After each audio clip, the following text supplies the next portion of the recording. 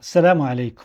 الرجاء البيضاوي تعيين رئيس جديد واستعدادات مكثفة لدور أبطال إفريقيا. شهد فريق الرجاء البيضاوي تطورات مهمة خلال الأسبوع الجاري على مستويين: مستوى إدارة النادي ومستوى التحضير للمنافسات الإفريقية. أولا، انتخاب عادل هالة رئيسا جديدا للرجاء البيضاوي. انتخب عادل هالة بالإجماع رئيسا لنادي الرجاء الرياضي لولاية تمتد ل4 سنوات خلفا لمحمد بودريغا، وذلك خلال الجمع العام العادي الذي انعقد الخميس 12 سبتمبر 2024 بالدار البيضاء. عادل هالة كان يشغل مهام الرئيس بالنيابة في الفترة الأخيرة، وتنتظره تحديات كبيرة أبرزها رفع المنع المرتبط بالانتدابات، وهو ما يعد أحد أولوياته بهدف تقوية الفريق الذي ينافس في مختلف البطولات أبرزها دوري أبطال إفريقيا. ثانيا، الرجاء البيضاوي يستعد لمواجهة سمارتكس الغاني في دوري أبطال إفريقيا، حيث وصلت بعثة نادي الرجاء الرياضي صباح الجمعة 13 سبتمبر إلى مدينة أكرا الغانية استعدادا لمواجهة فريق سمارتكس في ذهاب الدور التمهيدي الثاني من دوري أبطال إفريقيا.